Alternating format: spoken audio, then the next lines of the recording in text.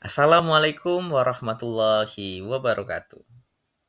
Selamat pagi, salam sejahtera untuk kita semua. Om Swastiastu, Namo Buddhaya, salam kebajikan. Halo teman-teman, perkenalkan saya M. Jufri Mulyadi. Saya merupakan mahasiswa dari Universitas Cyber Asia, jurusan manajemen.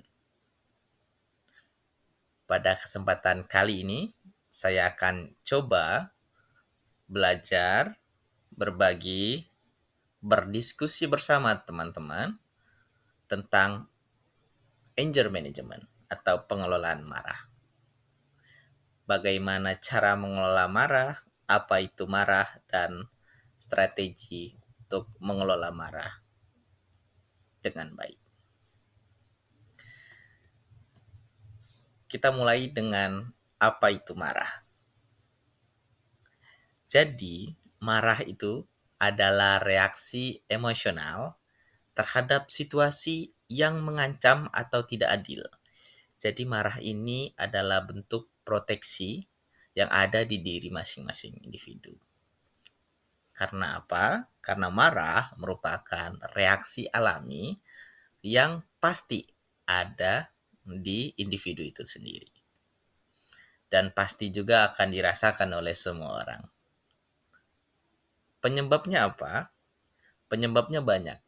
Bisa dari tekanan, lingkungan sekitar, atau konflik yang sedang dialami, bahkan masalah-masalah yang datang pada individu tersebut. Nah, bagaimana jika marah tidak dikelola dengan baik? Nah, marah yang tidak dapat dikelola dengan baik itu berujung dengan masalah kesehatan.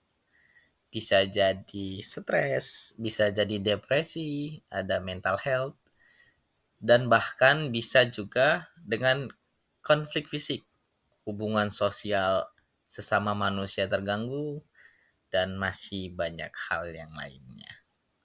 Untuk itu, sebelum kita masuki tentang pentingnya mengelola marah, mari sama-sama kita simak video berikut ini.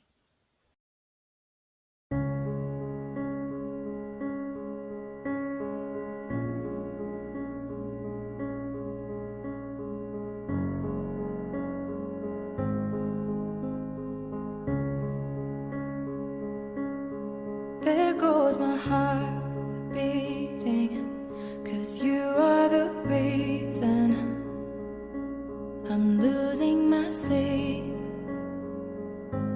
Please come back now. There goes my mind racing, and you are the reason that I'm still breathing. I'm hopeless now. I'd climb every mountain and swim every ocean just to be with you and fix what I've broken.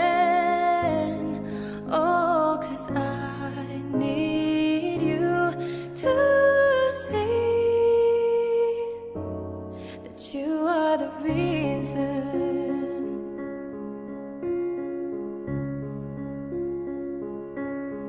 There goes my hands shaking, and you are the reason my heart keeps bleeding. I need you now. If I could turn back the clock, I'd make sure the light defeated the dark. I'd spend every hour of every day keeping you safe. I'd climb every mountain and swim every ocean just to be with you and fix what I've broken. Oh, 'cause I need you to see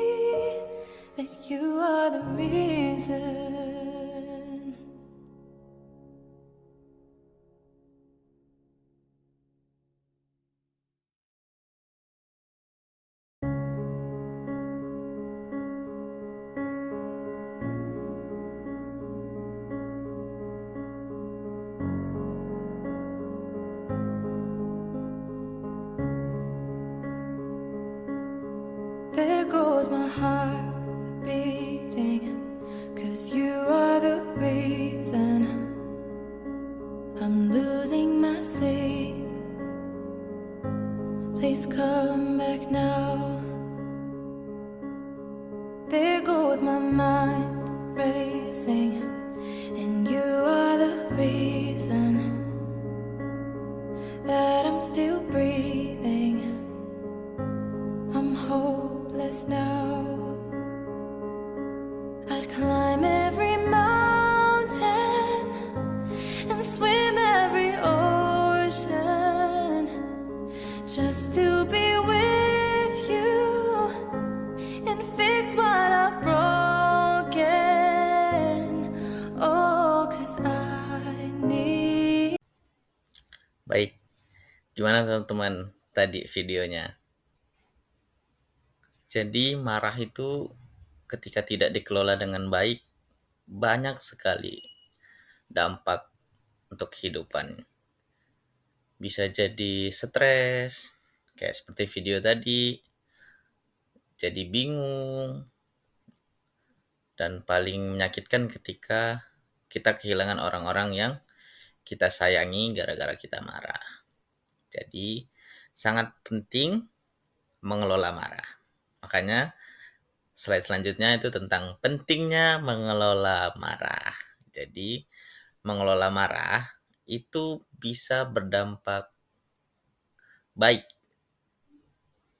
dengan kesehatan mental dan fisik kita. Jadi jika mengelola marah secara efektif, itu kesehatan mental, emosi kita akan lebih baik. Ketika emosi atau marah dapat terkendali, itu bisa berdampak baik untuk kesehatan juga. Jadi stres tidak ada, depresi berkurang, dan selanjutnya, dampak selanjutnya yaitu hubungan sosial akan jadi lebih baik. Jadi ketika kita mampu mengelola marah, hubungan kita antar manusia atau antar individu itu lebih harmonis dari biasanya. Jadi karena kita orang yang tidak pemarah, kita gampang untuk berinteraksi sama orang lain. Bayangkan jika kita itu adalah seorang yang pemarah. Orang mau mengajak kenalan atau berbicara aja takut karena takutnya kita orangnya yang pemarah. Bisa jadi kita takut tersinggung atau orang yang takut tersinggung. Jadi serba salah ketika kita belum bisa mengelola marah secara efektif. Jadi ketika mengelola marah sudah efektif, kita akan lebih harmonis hubungan dengan sesama manusia atau individu. Dan dampak selanjutnya, lingkungan akan menjadi lebih positif. Karena apa? Karena kita membawa dampak yang positif untuk lingkungan. Jadi lingkungan yang bebas marah atau kemarahan, terus kita bisa meredakan konflik dengan menciptakan suasana yang lebih kondusif dan menyenangkan. Lebih ke semisalnya kita berhubungan atau berinteraksi sesama manusia itu tidak baperan atau tidak mudah tersinggung. Lingkungan itu akan lebih kondusif dan lebih harmonis. Jadi saling keterkaitannya sangat erat ya. Jadi ketika mental dan fisik kita baik, terus nanti hubungan kita antar manusia atau antar individu akan lebih baik, lalu berdampak juga untuk lingkungan sekitar kita. Jadi mengelola marah itu sangat penting. Lalu gimana caranya atau tahu kalau kita sedang marah nih? Nah, jadi ada sinyal-sinyal fisik dari emosional kemarahan tersebut. Jadi bisa ditandai dengan detak jantung yang cepat, tapi bukan jatuh cinta ya. Ini ketika lagi marah. Terus ada ketegangan otot, biasanya di sini. Kayak otot-otot kita tegang dan cepat sekali berubah pikiran. Jadi tiba-tiba mood kita benar-benar swing. Tiba-tiba baik, tiba-tiba jadi marah lagi dan lebih marah lagi biasanya. Kalau ditambah api-api-api. Lalu bagaimana cara mengenali dalam diri sendiri? Nah, jadi itu bisa kita lihat ketika sinyal fisik itu sudah dapat, kita tahu, oke kayaknya kita mau marah nih. Mulai nih nanti, mulai bertanya pada diri sendiri kayak, "Aduh kayaknya aku lagi marah nih. Kayaknya, eee, perasaanku sedang kacau nih." Kalau saya sendiri ketika saya udah mau mulai marah, saya mulai menjauhi orang. Saya lebih diam terlebih dahulu. Nah, langkah ketiga mengenali kemarahan sebelum meledak. Ketika sudah mau keluar nih marah-marahnya atau tanda-tanda fisiknya sudah ada, mulai tadi untuk mengambil langkah untuk menenangkan diri. Kalau muslim mungkin bisa dengan mengambil wudhu lalu sholat sunnah. Itu akan lebih tenang. Atau diam dan tidak menenangkan terlebih dahulu, menghirup nafas dan lain-lain. Nah, saya kasih tips tips atau strategi untuk mengelola marah. Nah, yang pertama, kita bisa menggunakan teknik pernapasan, yaitu bernafas dalam-dalam. Jadi, ini semacam teknik untuk menenangkan diri. Karena ketika marah itu saraf-saraf kita itu benar-benar lagi kenceng dan otot-ototnya lagi kenceng banget. Jadi dengan mengambil nafas itu akan meredahkan kemarahan. Bagaimana cara melakukannya?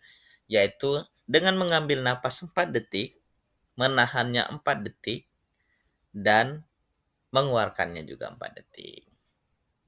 Gimana teman-teman? Mau kita coba? Ayo kita coba untuk bernapas dalam-dalam untuk menenangkan diri. Buat teman-teman yang lagi marah mungkin bisa lihat video ini, mungkin bisa menenangkan kemarahannya. Baik, kita mulai ya.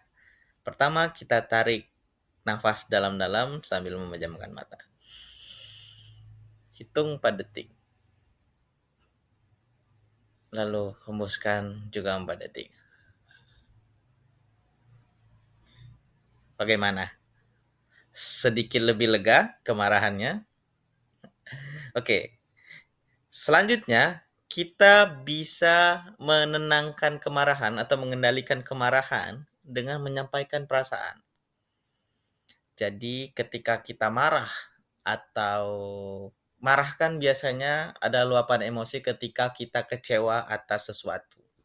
Nah, itu bisa kita sampaikan dengan kata-kata yang lebih membangun atau mungkin lebih nyaman ya. Biasanya jangan gunakan kamu atau kau, tapi mungkin bisa lebih ke saya saja. Contoh ada teman kita sudah berjanji dengan teman dekat kita untuk datang jam 9 pagi atau jam 10 pagi. Namun, teman tersebut malah telat. Itu kan memuncul karena kita ibaratnya mau nonton konser atau bermain badminton lah contohnya. Itu telat temennya. Bagaimana cara mengelola marahnya? Mungkin bisa dengan mengeluarkan kata-kata yang lebih konstruktif ya, lebih membangun. Jadi misalnya kayak kamu telat hari ini, tapi tidak boleh jangan pakai pakai kamu ya, tapi lebih ke saya. Atau bisa juga dengan kamu, tapi dengan nada yang lebih tenang. Atau kita kan sudah janji jam 9 pagi. Saya kecewa sama kamu karena kamu tidak menepati janjinya. Padahal saya sudah datang pagi-pagi agar kita tidak telat pada hari ini. Marah, tapi lebih tenang. Itu akan membuat lawan bicara kita atau interaksi dengan teman kita akan lebih tenang. Mungkin jawabannya akan, maaf ya, saya tadi telat karena sesuatu. Ketika jawabannya juga rendah, otomatis perasaan marah kita juga akan lebih tenang. Itu salah satu contoh lagi untuk mengelola marah. Jadi tadi ada teknik pernapasan, yang kedua bisa menyampaikan dengan perasaan. Oke, yang ketiga ini bisa kita lakukan dengan aktivitas fisik atau mungkin bisa dengan berolahraga juga. Jadi ketika emosi kita memuncak, otomatis kita harus punya wadah untuk meluapkan emosi tersebut.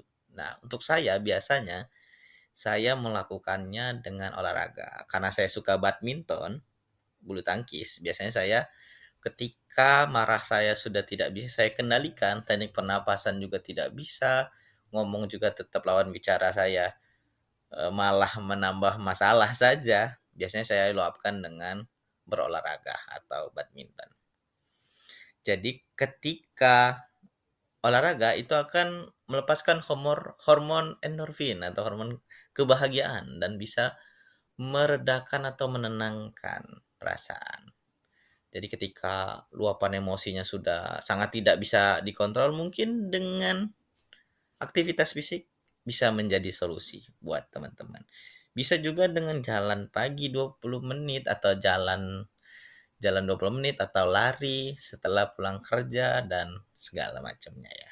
Jadi semua aktivitas fisik, olahraga yang baik itu akan memunculkan hormon endorfin dan meredakan kemarahan. Nah, dan yang terakhir, teman-teman bisa melakukan perubahan pola pikir. Jadi harus berpikir positif. Kenapa? Karena ketika berpikir positif, kita akan melihat sudut pandang yang lain. Kayak semisalnya, bisa kita gunakan tadi dengan saya, atau kalau saya lebih memilih seperti kayak untuk apa marah, karena marah yang berlama-lama juga bisa akan merusak hubungan pertemanan dan lain-lain. Jadi kalaupun marah boleh karena itu emosi alami, tapi jangan terlalu berlarut karena itu tidak baik. Jadi berubah pola pikirnya. Jadi untuk apa marah? Kenapa harus marah terlalu lama? Apa pentingnya marah? Kenapa marah harus ada? Kenapa tidak memaafkan saja? Toh besok juga akan lebih baik lagi. Mungkin setelah kamu tidak marah, orang akan berubah. Jadi banyak pola pikir dan harus bertanya kepada diri sendiri. Kenapa harus marah? Kenapa tidak bisa memaafkan saja? Jadi, ketika pernyataan positif tersebut ada di dalam diri individu, otomatis itu akan mengelola marah dan segala macam permasalahan di dunia ini, saya yakin bisa diatasi dengan cara mengelola kemarahan. Marah boleh, tapi ada wajarnya dan tidak harus berlarut-larut. Karena pola pikir kita ketika sudah bisa mengelola marah dengan baik, segala sesuatu pasti bisa kita atasi. Karena kita akan lebih tenang dan lebih sabar lah untuk menghadapi segala macam persoalan di kehidupan kita masing-masing. Baik, mungkin sekian yang dapat saya sampaikan. Terima kasih teman-teman sudah menonton. Semoga bermanfaat buat teman-teman, apalagi untuk diri saya sendiri. Semoga kita dapat bertemu di kesempatan selanjutnya. Terima kasih. Mungkin sedikit kata-kata ya. Jadi manajemen marah adalah sebuah perjalanan. Dengan teknik-teknik tadi, kita dapat menjalani hidup lebih baik dan lebih seimbang. Dan ingat, perubahan kecil bisa memberikan dampak yang besar. Sekian dari saya. Terima kasih untuk sumber-sumber referensi yang sudah saya dapat, video dan beberapa artikel tadi. Saya mohon maaf apabila ada kesalahan kata. Kepada Tuhan saya mohon ampun. Saya akhiri. Wassalamualaikum warahmatullahi wabarakatuh. Salam sehat untuk kita semua. Bye-bye.